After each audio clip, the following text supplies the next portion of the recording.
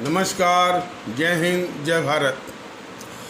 भारतीय अवाम ताकत दल अपने भारतीय भाई बहनों अर्थात अपने मुल्क भारत की जनता अर्थात अपनी भारतीय अवाम से भारतीयता आधारित आपसी श्रद्धा, भारतीयता आधारित आपसी स्नेह, भारतीयता आधारित आपसी प्रेम, भारतीयता आधारित आपसी अखलाक मोहब्बत, भारतीयता आधारित आपसी सहयोग, भारतीयता आधारित आपसी सम्मान, भारतीयता आधारित आपसी एकता, भारतीयता आधारित आपसी भाईचारा तथा भारतीयता आधारित आपसी सद्भाव को समझने व उसे आत्मसात करके उसी अनुसार आचरण एवं व्यवहार करने हेतु और इसके पूरे देश में प्रचार प्रसार करने हेतु और प्रत्येक देशवासी को इसकी अहमियत और महत्व को समझाकर उसी अनुसार आचरण एवं व्यवहार करने हेतु और प्रत्येक देशवासी को अपना ही भारतीय भाई बहन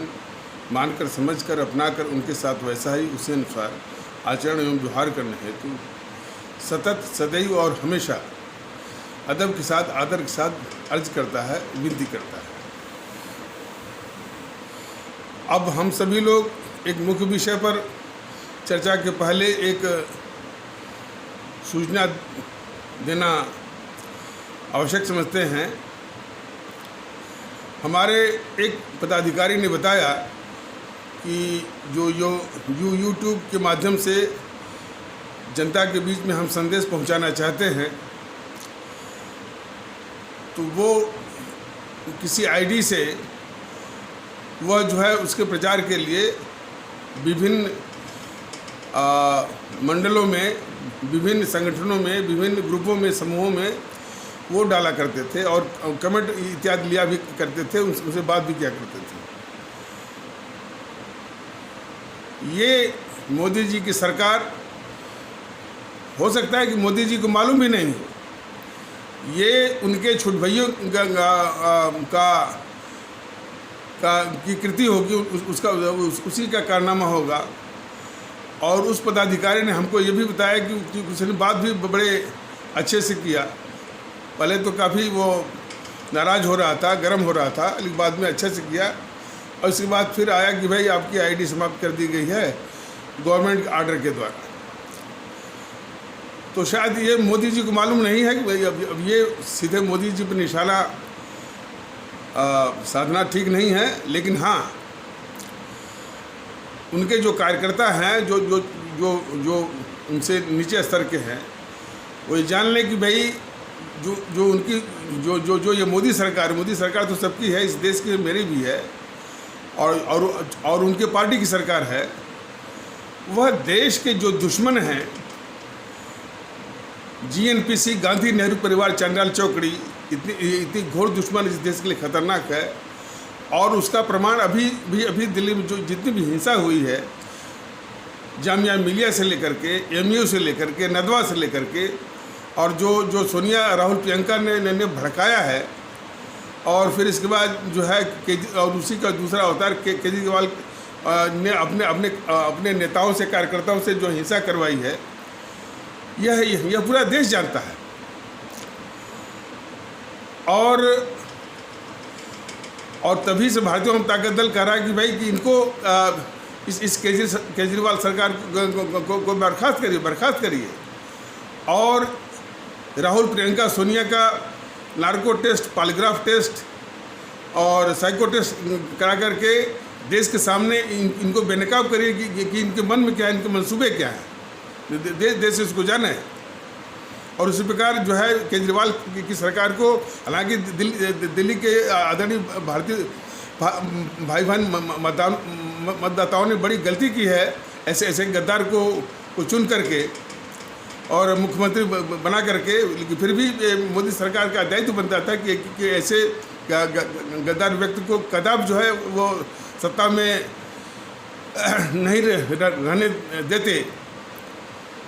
तो उसको बर्खास्त करके केजरीवाल, संजय सिंह, मनीष सिसोदिया इत्यादि का पॉलीग्राफ टेस्ट, नार्को टेस्ट और साइको टेस्ट करा करके जनता के सामने और इस देश के सामने बेनकाब करके और उल्टा जो है ये आरोप झेलते हैं जितनी हिंसा हुई, जितना देश में तोड़फोड़ हुआ और जो है इसको देश को अस्थिर करने की इतनी बड़ी साजिश की गई, उसका जिसने ये सब कारनामे कराए, उसी का आरोप जो है, यही आरोप जो है उल्टा झेलते हैं ये मोदी कायर महोदय।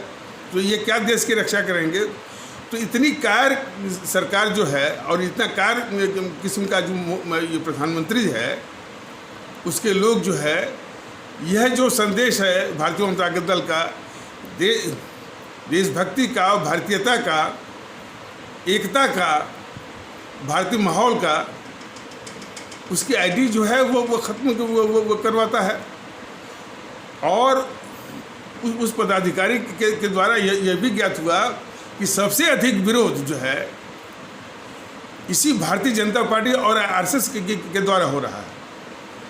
यह देश के सामने इस भारतीय जनता पार्टी को, आरएसएस को भारतीय जनता दल बिल्कुल बेनकाब करेगा कि जब देश में एकता की बात की जाती है, भारतीयता की बात की जाती है, भारतीय एकता की बात की जाती है, राष्ट्रवाद की बात की जाती है, देशभक्ति की बात की जाती है, राष्ट्रभक्ति की बात की जाती है, यही पार्टी जो कि इसका दम भरती है, इसके आधार पर वोट लेके आती है वो जनता से, इसके झंडे लेके दौड़ती है, इसके चुनाव का मुख्य मुद्दा, मुख्य प्लैंक है, वो कितनी इन मुद्दों पर बेनकाब दिखती है, कितनी झूठी दिखती है क्या और कितना फरेब दिखती है।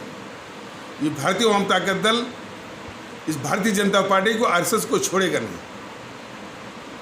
और इस मुकालते में न रहा कि जिस झूठे राष्ट्रवाद, जिस झूठी जो है राष्ट्रभक्ति के बूते पर वो सत्ता ले आई है, उस सारा जो है वो बेनकाब, सारा उसका धोखा, देश के साथ धोखा को ये भारतीय जनता दल जो है वो बेनकाब करेगा। तो इस तरह से उसका आईडी समाप्त करना इस बात का द्योतक है कि ये जो राष्ट्रवाद, बीजेपी का जो राष्ट्रवाद की बातें हैं, राष्ट्रभक्ति की बातें हैं, सांस्कृतिक राष्ट्रवाद की बातें हैं और भारतीयता की बातें हैं, सब फरेब व झूठा है। यह कम से कम यूट्यूब के माध्यम से ये भारतीय जनता दल बता रहा है, बाकी जनता के सामने आएगा तो इनको बहुत अच्छी तरह से बेनकाब करेगा। और ये जरूरी भी है। देश की मानसिकता और भारतीय जनमानस जो है, इनके झूठे और फरेबी और धोखेबाज छलयुक्त राष्ट्रवाद और सांस्कृतिक राष्ट्रवाद, इस दलदल से बाहर आने वो इसकी सख्त आवश्यकता है। एक तो देश के दुश्मनों को भारतीय जनता दल यूट्यूब के माध्यम से बराबर बता रहा है कि कौन देश के दुश्मन है। लगभग हो सकता है कि कुछ छूट भी गए हों। सबसे इस देश के लिए खतरनाक जीएनपीसी, गांधी नेहरू परिवार चांडाल चौकड़ी है। कई रूपों में बताया गया है, आगे भी बताया जाएगा। और जब भारतीय जनता दल अभी संसाधन के लिए संघर्ष कर रहा है, जब हो जाएगा तो जनता के बीच में आएगा तो विस्तार से बताएगा और विधिवत बताएगा। तो गांधी नेहरू परिवार चांडाल चौकड़ी काकस, जिसको जो हमारे आदरणीय भारतीय भाई बहन अभी भी भूल से, गल से, भ्रम से कांग्रेस कहते चले आ रहे हैं, जो कि उचित नहीं है, क्योंकि ये कांग्रेस है ही नहीं। कांग्रेस तो तब थी जब इसमें लाला लाजपत राय, राष्ट्रभक्त शिरोमणि नेताजी सुभाष चंद्र बोस, लोकमान्य बाल गंगाधर तिलक, आज जैसे महान राष्ट्रवादी और देशभक्त नेता इसमें थे, वो कांग्रेस थी। ये तो एक पारिवारिक नेहरू का पारिवारिक कुनबा है, जो कि इस देश के लिए सबसे बड़ा अभिशाप है। पूरे इतिहास में ढूंढ डालिए, इससे बड़ा कोई अभिशाप आपको मिलेगा नहीं। और उसी के बराबर ये कम्युनिस्ट वाले इस देश के दुश्मन हैं। और बाकी तो अच्छा, जो इस जीएनपीसी से निकले हुए ममता बनर्जी जो है, इसी जीएनपीसी का, या जिसको आप कांग्रेस, इसी कांग्रेस का ही हिस्सा है। शरद पवार भी इसी कांग्रेस का हिस्सा है। तो वो ये दोनों खतरनाक। तो भारतीय जनता दल ने बताया है कि देश के दुश्मनों के विषय में जानकारी दी है कि जीएनपीसी और कम्युनिस्ट वाले तो हैं ही, ममता बनर्जी उसकी टीएमसी और शरद पवार की एनसीपी और उद्धव ठाकरे की शिवसेना, ये अकालियों में खालिस्तानी आतंकवादियों के हमदर्द जो है वो बैठे हुए हैं। ये बीजेपी से पूछा जाना चाहिए कि जो इसका गठबंधन उससे है, जो राष्ट्रवाद की बात करता है, वो ऐसे संगठन के साथ वो उसका गठबंधन है और सरकार चलाती है जो खालिस्तानियों की जो है वो हमदर्द है वो।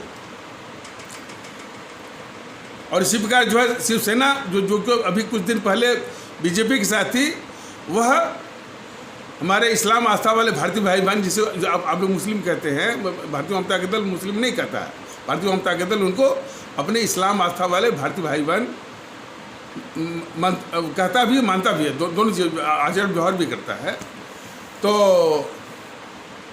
इनके खिलाफ गंदी गंदी बातें बोलना, और महाराष्ट्र के बाहर जो है कभी जो है वो दक्षिण भारतीय भाई बहनों के खिलाफ बोलना, उत्तर भारतीय भाई बहनों के खिलाफ बोलना, उत्तर प्रदेश और बिहार के भारतीय भाई बहनों के खिलाफ बोलना, ये इसका गंदापन रहा है, इसका चाल चरित्र चला रहा है वो शिवसेना का। उसके साथ इसका गठबंधन रहा है ये भारतीय जनता पार्टी का। तो ये किस वो राष्ट्रवाद की बात करती है, किस वो देशभक्ति की बात करती है ये। और सबसे बड़ा कि यह है जो है जीएनपीसी और ये कम्युनिस्टों के आगे घुटने टेकती है। ये क्या रक्षा करेगी इस मुल्क की आंतरिक रूप से। तो इन दुश्मनों को की जानकारी भारतीय जनता दल ने दी है कि एनपीसी, कम्युनिस्ट और ममता बनर्जी उसकी टीएमसी, शरद पवार उसका एनसीपी, और ये चैनल वाले, चैनल में सबसे पहले एनडीटीवी, फिर इंडिया टुडे ग्रुप, और उसका आज तक, कई आज तक है, एक आज तक है, एक दिल्ली आज तक है, और पता नहीं कितने आज तक है। न्यूज़ 24 है, न्यूज़ नेशन है, एबीपी न्यूज़ है, इंडिया न्यूज़ है, TV9 भारतवर्ष है, और जो एक हिंदू मुस्लिम और मुस्लिम के खिलाफ बहुत बोलता रहता है वो सुदर्शन वाला, और ये शिवसेना का जो सामना इसी टाइप के। और सबसे खतरनाक गद्दार जो है वो है आपका दी हिंदू, इंग्लिश डेली, और इसके बाद टाइम्स ऑफ इंडिया है, इंडियन एक्सप्रेस है, हिंदुस्तान टाइम्स है, नवभारत टाइम्स है, दैनिक भास्कर है। ये सब जो है इस समाज और इस देश के शत्रु है। और पत्रकारों का जो गिरोह है, रवीश कुमार, निधि राजदान, संकेत उपाध्याय, संदीप चौधरी, मानव गुप्ता, प्रसून वाजपेयी,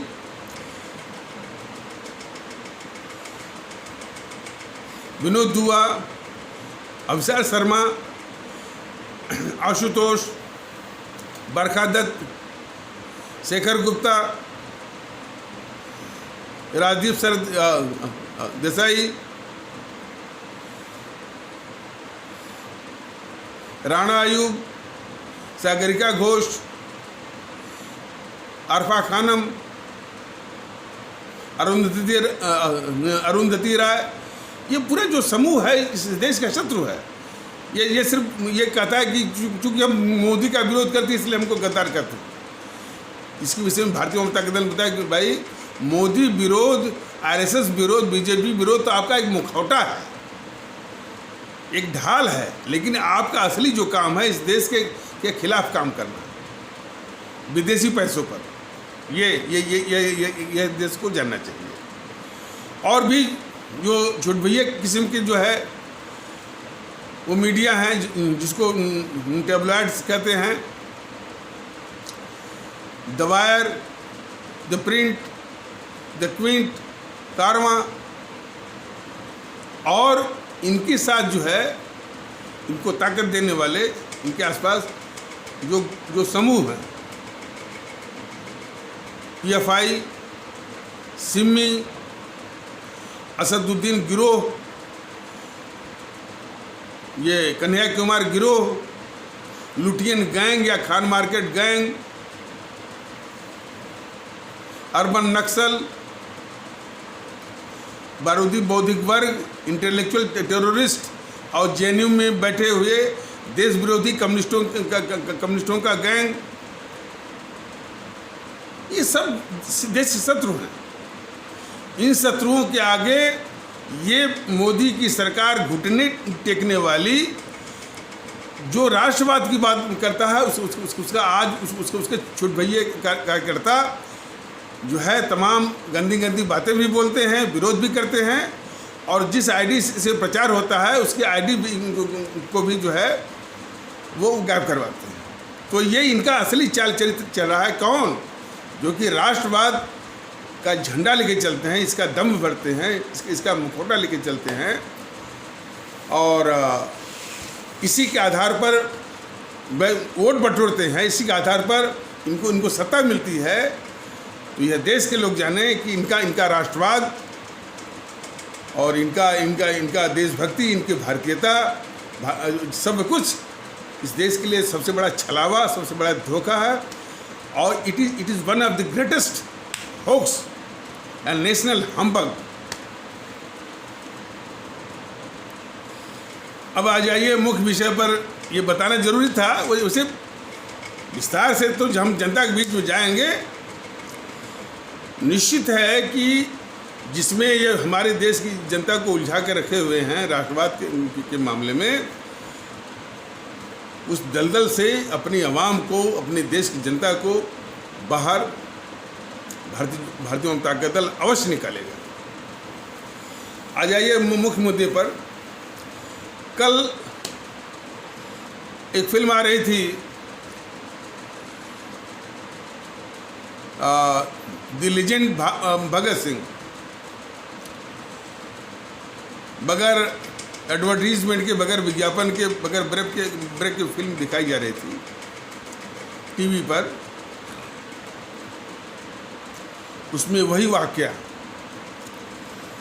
कि जब हमारे शहीद आजम भगत सिंह, अमर शहीद सुखदेव और अमर शहीद ये राजगुरु को फांसी लगने वाली थी, पूरा देश ये आवाज़ तमाम दिखा रहा, तमाम चिट्ठियाँ और माने बोरा भर करके जो है वो फांसी रोकने के लिए दी गई थी। पूरा देश में दबाव पड़ रहा था इस जो गद्दार है गांधी के ऊपर कि भाई तुम्हारी बात सुनी जाती है अंग्रेज़ों के यहाँ, तुम एक निवेदन तो कर दो फांसी रोकने के लिए। वो इरविन माने माने वायसराय इरविन माने न माने बात दूसरी है। तो जानते हैं कि जो माहौल जो है वो JNPC वाला ही है। देखिए, काम करने की जो शैली है और काम करने की जो मंशा है इस मोदी सरकार की वही है जो JNPC की है।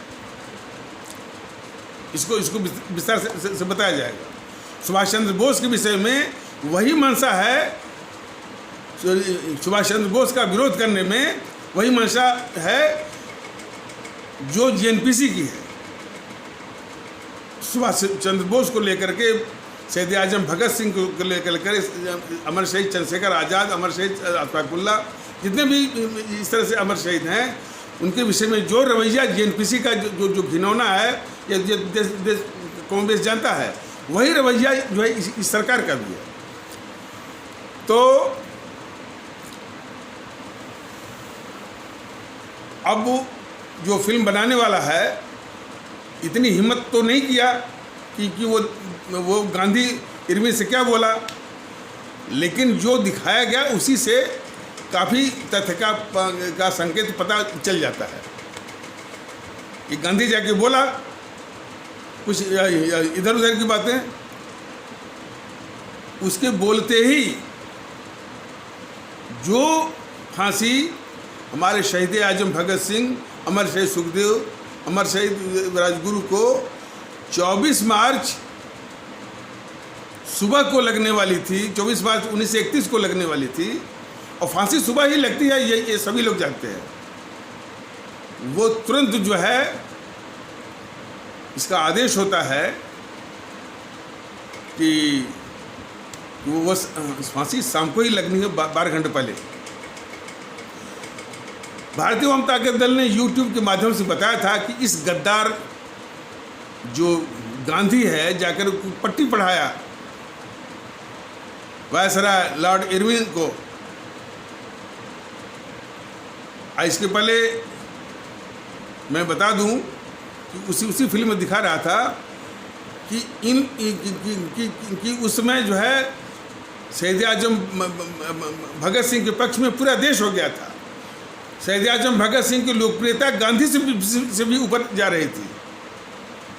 यही जो है चीज़ उस गद्दार गांधी के दिमाग में खटक रही थी कि ये शख्स जो है हमसे अधिक लोकप्रिय हो रहा है उसमें भारतीय राजनीति में, और ये हमेशा से जो इसके राजनीतिक रास्ते में आता गया उसको रास्ते से हटाता गया ये गद्दार गांधी। सुभाष चंद्र बोस को भी इसने हटवाया बड़ी बड़ी बड़ी बड़ी साजिश और बड़ी धूर्तता और बड़ी चालाकी के साथ। ये देश पूरा जान गया। तो फिल्म दिखा, उस फिल्म के जरिए ये तथ्य सामने आया है कि उस समय भगत सिंह की लोकप्रियता गांधी से भी ऊपर थी, और यही मुख्य कारण है वो इसको उनको भगत सिंह को रास्ते से हटाने का। तो ये फिल्म बनाने वाले की हिम्मत तो नहीं पड़ी कि ये दिखाने की कि वो गांधी ने क्या कहा लॉर्ड इरविन से, लेकिन जो भारतीय अवाम ताकत दल ने अन्य स्रोतों से बताया है वह उसकी पुष्टि यही करता है कि उसके मिलने के बाद तुरंत जो है अंग्रेजी सरकार फैसला लेती है कि इनको 12 घंटे पहले मार दिया जाए। तो इससे बिल्कुल स्पष्ट होता है कि गांधी ने वायसराय लॉर्ड इरविन से ये कहा कि भाई ये तो जनता में बहुत लोकप्रिय हैं ये लोग, यदि इनको कुछ हुआ, फांसी लगी तो बहुत बवाल हो जाएगा, बड़ी अशांति फैल जाएगी, बड़ी वो अराजकता फैल जाएगी, हिंसा भी फैल सकती है जिसको आप कंट्रोल नहीं कर पाएंगे, काबू में नहीं कर पाएंगे। तो बेहतर यह होगा कि इनको शाम को ही अब मार दीजिए। ये बात बिल्कुल पक्की सत्य है, पूरा देश के लोग जाने, पूरे देश के लोग इसको जाने कि भगत सिंह और राजगुरु सुखदेव को 12 घंटे पहले मरवाने की सलाह इसी गद्दार गांधी ने ही दी थी। अब जरा कल्पना करिए कि शहीद आजम भगत सिंह राजभक्ति के मामले में हमारे आपके दिलों में कितने बड़े आदर्श हैं, कितने बड़े प्रतिमान हैं, जिनकी कोई कल्पना नहीं कर सकता। अब कोई इनको 12 घंटे पहले मारने की सलाह दे, उसको आप लोग, यह देश क्या मानेगा? गद्दार भी कहेंगे तो जयचंद जैसे, मिर्जाफर जैसे। जयचंद मिर्जाफर तो इसकी घिनौनी करतूत के आगे बहुत ही बौने दिखते हैं, और ऐसी ही जो घिनौनी हरकत जो है सुभाष चंद्र बोस के साथ इसने किया है, जो है मोहनदास करमचंद गांधी ने। और ये जान लीजिए कि यही जो है भारत को बांटने वाला जो कांग्रेस में प्रस्ताव था, इसी ने पास करवाया है, देश को बांटने वाला। तो देश के लिए कितना घातक रहा, कितना गद्दार रहा है, और उसको इन जेएनपीसी वालों ने राष्ट्रपिता बनवाया सिर्फ ढाल के लिए, अपनी करतूतों, अपनी देश विरोधी, देश को लूटने की सारी करतूतों को ढकने के लिए एक मजबूत ढाल के रूप में राष्ट्रपिता, सत्य का पुजारी, अहिंसा का पुजारी, ये नाकाबिले बर्दाश्त है। सिर्फ इसलिए कि भगत सिंह, सुखदेव, राजगुरु, हमारे सुभाष चंद्र बोस, चंद्रशेखर आज़ाद, अशफाकुल्ला, इनकी लोकप्रियता इनके ऊपर हावी न हो जाए, बस ये इसीलिए। तो ये देश जाने, और ठीक है ये रवैया ये मोदी और उसकी सरकार और बीजेपी की भी और आरएसएस की भी है।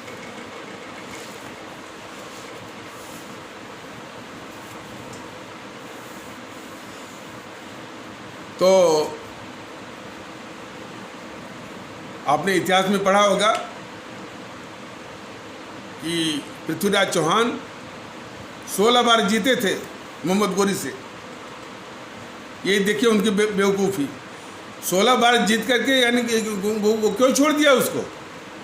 17वीं बार भी नहीं हारते, लेकिन यहीं का गद्दार जयचंद जो है मोहम्मद गोरी से मिल गया, तभी से गुलामी शुरू हो गई थोड़ी बहुत जगह। और अंग्रेजों की गुलामी जो है वो कब से शुरू हुई? नवाब, बंगाल का नवाब जो नवाब सिराजुद्दौला का जो सेनापति था मिर्जाफर, उसने अपने नवाब के साथ गद्दारी किया। उस गद्दारी का नतीजा हुआ कि वहीं से अंग्रेजी यानी ईस्ट इंडिया कंपनी की शासन की नींव वहीं से शुरू हुई 1757 की प्लासी युद्ध के। और जिसमें युद्ध हुआ नहीं, वो तो माने क्लाइव की 300 सेना के आगे क्लाइव ने इसको मिला लिया था मिर्जाफर को गद्दारी करने के लिए। तो मिर्जाफर जो है अपनी 18,000 सेना या 18,000 सेना जो है नवाब सिराजुद्दौला की थी, क्लाइव की 300 सेना के आगे उसने समर्पण किया। ये भी बड़ा अजूबा है इतिहास में, और इसको 1 लाख लोग तमाशा देख रहे थे। ये मानसिकता आज भी है हमारे देश में। अभी ये सवाल अभी रखते हैं, तो ऐसे घोर गद्दार गांधी को जब राष्ट्रपिता के रूप में, और हर जगह गांधी गांधी गांधी, हमारे करेंसी हमारे बैंक नोट्स के ऊपर इसका फोटो देख करके हम भारतीय भाई बहनों का खून खौलता है कि नहीं खौलता है? खून खौलना चाहिए। और ये दिन नहीं खोलता है तो निश्चित है कि जयचंद और मिर्जाफर की छाप पड़ी है, ये रोकती है।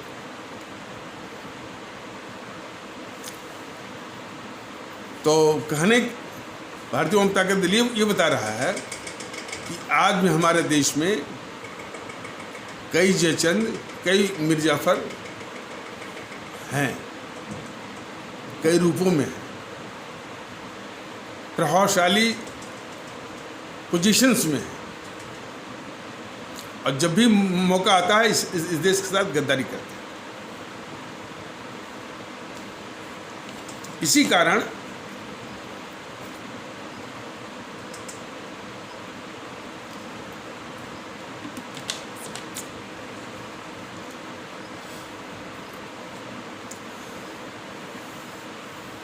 हमारे देश में अब किन परिस्थितियों के कारण जो है हमारा ये हमारे देश के लोग जो है देशभक्ति के स्थान पर परम व्यक्तिगत स्वार्थी हो गए हैं, और व्यक्तिगत स्वार्थ और राष्ट्रभक्ति यह एक दूसरे के एक्सक्लूजन है।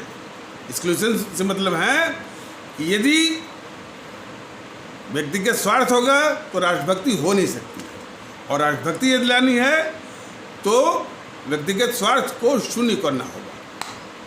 ये तथ्य बिल्कुल जानिए। तो इन्हीं के कारण हमारे देश में अमूमन जो परिस्थितियां पैदा की गई, उन परिस्थितियों का विश्लेषण किसी वक्त किसी माध्यम से बताया जाएगा। कि इसी का बढ़ावा मिला कि हम जो है बढ़ावा मिला कि हम जितने बड़े व्यक्तिगत स्वार्थी होंगे उतना ही जो है हम मटीरियली माने कि समृद्धि की दृष्टि से, पैसे रुपये की दृष्टि से, मतलब समृद्धि की दृष्टि से हम उतने ही संपन्न होंगे। मैं फिर से उसको बोल दे रहा हूँ कि जितने बड़े हम स्वार्थी होंगे उतना ही पैसे रुपये के दृष्टिकोण से, संसाधनों के दृष्टिकोण से उतने ही ज़्यादा समृद्ध होंगे, उतने ही ज़्यादा मजबूत होंगे। कौन? हम जितने अधिक स्वार्थी होंगे। इस प्रवृत्ति का बढ़ावा मिला। हमारे एक पदाधिकारी कह रहे थे कि एक इस यूट्यूब को बहुत ध्यान से, बड़े प्रेम भक्ति से देखने वाले हमारे भारती भाई ने ये टिप्पणी की थी कि भाई जिस तरह से ये यूट्यूब में बताया जा रहा है, दूसरा देश होता तो कितना समर्थन मिलता और कितना इनको माने सपोर्ट मिलता और कितना महत्व मिलता। भारतीय जनता दल ऐसे लोगों की भावना का कद्र करता है, लेकिन साथ साथ उनको ये भी जानना चाहिए कि यही तो दुखड़ा है इस देश का, कि आवाम की भलाई का, देश की भलाई का जब कोई बात होती है तो उसके साथ आने वालों की संख्या बहुत कम होती है। उसके संबंध में एक उदाहरण प्रस्तुत किया जा रहा है। रामायण इतना लोकप्रिय हुआ, उसके मुख्य किरदार हमारे अरुण गोविल जो कि प्रोग्राम की भूमिका में थे। दीपिका चिखलिया माता सीता की भूमिका में थी। आज उनका वो इंटरव्यू जरा देखिए यूट्यूब पर, देखता है कि अरुण गोविल को राम बनने की सजा। दीपिका चिखलिया बोलती है कि मैं 20 साल से मैं इस इमेज को बनाई हूँ और कब तक मैं बनाऊँगी, कुछ और वो रोल करना चाहती हूँ। ये क्या दिखाता है?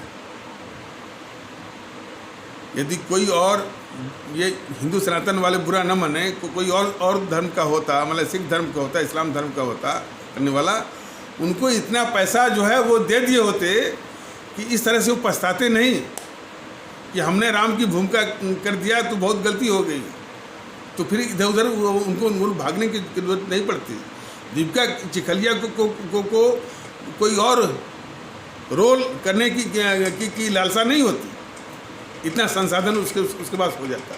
लेकिन नहीं, ये देखिए, तो इस बात का नमूना है कि जनता के हित में, देश के हित में जब भी कोई आप बात करेंगे तो उसके समर्थन में माने नहीं आते। ये देश का दुखड़ा है, और वो दुखड़ा इस कारण है कि जो मानसिकता फैलाई गई है, जातिवाद बिल्कुल जड़ पकड़ा हुआ है, संप्रदायवाद बिल्कुल जड़ पकड़ा हुआ है, भाषावाद बिल्कुल जड़ पकड़ा हुआ है, प्रांतवाद बिल्कुल जड़ पकड़ा हुआ है, क्षेत्रवाद बिल्कुल वो जड़ पकड़ा हुआ है।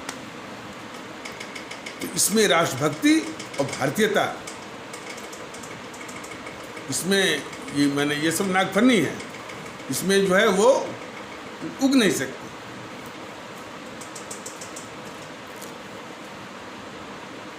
तो कहने का तात्पर्य कि ये भारतीय जनता दल बताना चाहता है कि हमारे देश में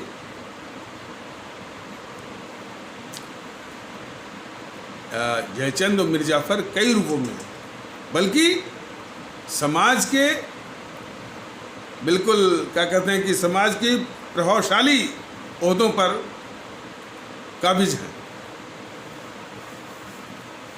लेकिन हाँ, भारतीय जनता दल अपनी आवाम को जगा रहा है कि कम से कम भारतीय एकता का जज्बा जगाइए, उसे आचरण करिए, एक होइए, फिर इस घोर समस्या का निदान, उसका रास्ता, उसका हल निकलेगा। सिर्फ भारतीयता, और अपने लिए देश सर्वोच्च है, सबसे ऊंचा है, इसके बराबर, इसके ऊंचा कुछ भी नहीं है, नहीं इसके बराबर, नहीं इसके ऊंचा।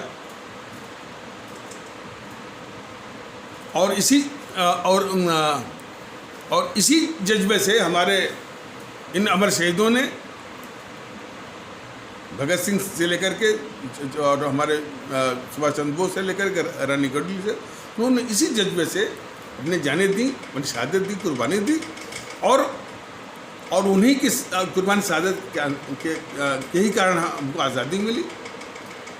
इस महत्व को भी समझने की आवश्यकता है। ये जो कांग्रेसियों के बूते पर नहीं मिली है, कांग्रेसियों की करतूत को कांग्रेस के चाटुकार इतिहासकारों ने भी इसको कबूला है कि कांग्रेस पर तोहमत लगता था कि वो जो है अंग्रेज सरकार की सेफ्टी बल्ब थी, रक्षा कवच थी, रक्षा कुंडली थी, या शुद्ध भाषा में उसकी मुखबिर थी। लेकिन ये सारी बातें जो राष्ट्रवाद का नारा लगाते हैं उसका, और उसमें जो है पूरे देश को, लोगों को उलझाए हुए हैं, उसका दम भरते हैं, समित पात्रा हों, सुधांशु त्रिवेदी हों, कोई भी हों, ये बेनकाब करते हैं इसको, जेएनपीसी को, कि भाई जब वो कहता है कि भाई आज़ादी की लड़ाई हमने लड़ी, जेएनपीसी का कपड़ा उगता, तब तो ये शुट हो जाते हैं। ये नहीं कहते कि नहीं भाई आपने तो आज़ादी की लड़ाई लड़ी ही नहीं, आप तो जो है अंग्रेजी सरकार के मुखबिर थे। यह कहने का नैतिक साहस समित पात्रा, सुधांशु त्रिवेदी और लोगों को नहीं होता है। ये क्या राष्ट्रवाद की बात करेंगे, क्या और क्या देशभक्ति की बात करेंगे? तो तमाम ऐसे उदाहरण और दृष्टांत हैं, तमाम मिसालें हैं जो चीख कर बयां करती है कि बीजेपी का, आरएसएस का राष्ट्रवाद और उसकी देशभक्ति, उसकी भारतीयता बिल्कुल झूठी है और इस देश के साथ छलावा और धोखा है। तो बातें और सारी करनी है, लेकिन ये वीडियो कुछ लंबा हो रहा है, इसलिए इस आवश्यक समीक्षा को यहीं पर विराम दिया जाता है। तब तक के लिए नमस्कार, जय हिंद, जय भारत।